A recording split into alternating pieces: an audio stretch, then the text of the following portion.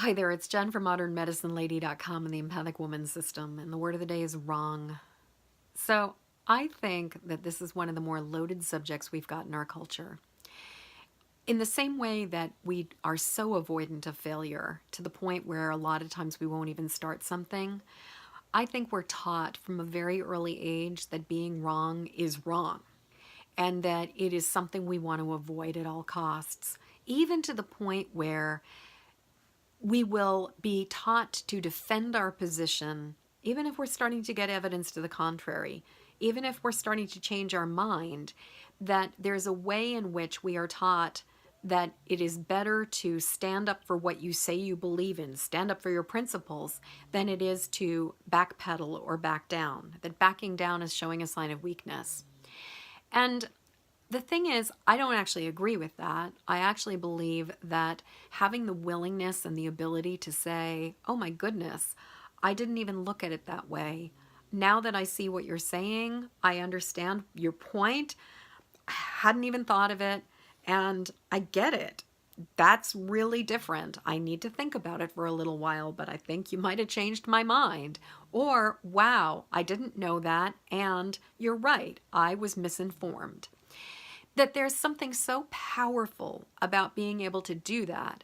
Now, part of it is that if we did have an experience when we were really little where we were ridiculed or teased or we were bullied about being wrong, a lot of times that means that that inner 4-year-old or 5-year-old or 6-year-old or 7-year-old or 9-year-old or 20-year-old is going to be going in to most of these conversations on the defense and looking for evidence that somebody's going to be doing the same thing again. And that's going to mean that we're going to go in with a readiness to fight, with a readiness to prove ourselves, and with a certain amount of discomfort around just being in a dialogue, just being in a negotiation. Now, the thing about this is that I think it makes it really hard to actually have a real conversation, and especially to have any kind of negotiation. Because as long as we are invested in proving ourselves and invested in remaining right no matter what, then it's going to be very hard for us to learn anything that does not back up the opinion or the ideas that we already have.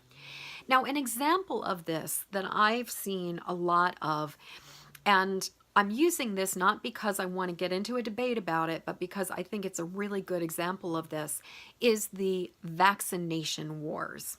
You have your pro-vaxxers who are convinced that vaccinations are good for our society, that it protects everybody, and that it is better for people to be getting vaccinated than not be getting vaccinated.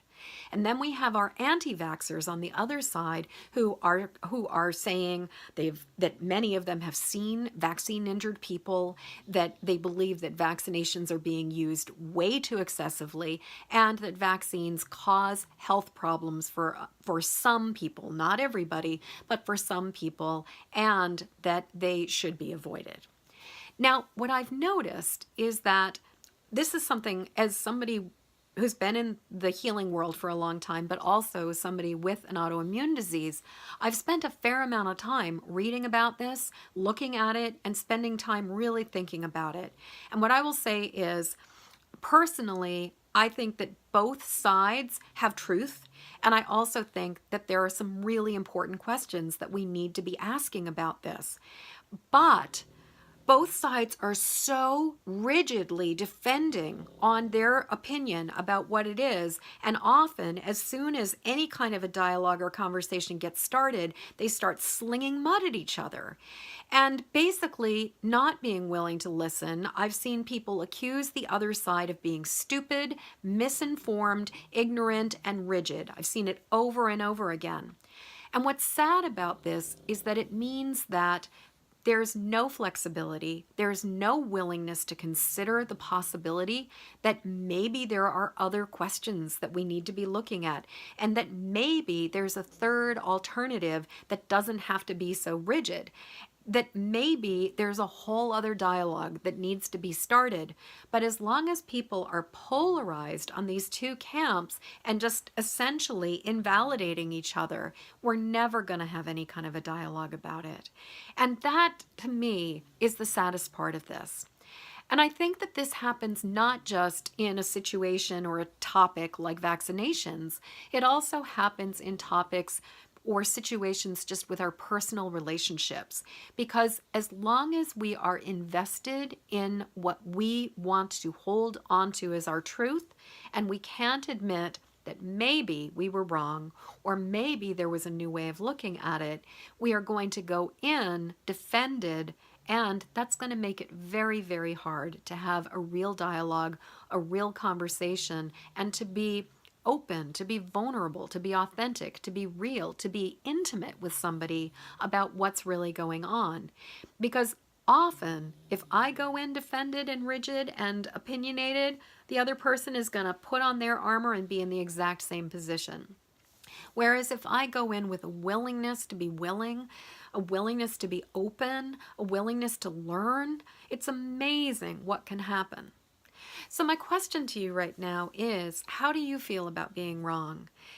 Do you find it's something that is really hard to acknowledge or to admit to? Do you have backstories like a kindergarten teacher who maybe called you out during a Christmas pageant? Just saying. Do you have experiences where maybe being called out or being wrong was so uncomfortable that it's still affecting you today? And do you find that with certain things, you'd rather die on that hill than admit that maybe there was another way of looking at it? So I would love to hear what you have to say about all of this. Please leave a comment below. And until next word of the day, I'm wishing you peace, I'm wishing you ease, and I'm wishing you the grace and the self-esteem to just be like, yep, now that you're giving me this new information, you're right. I didn't realize that. That's a different way of looking at it. Thank you so much. I appreciate the new information. I'm going to go back and reconsider it now.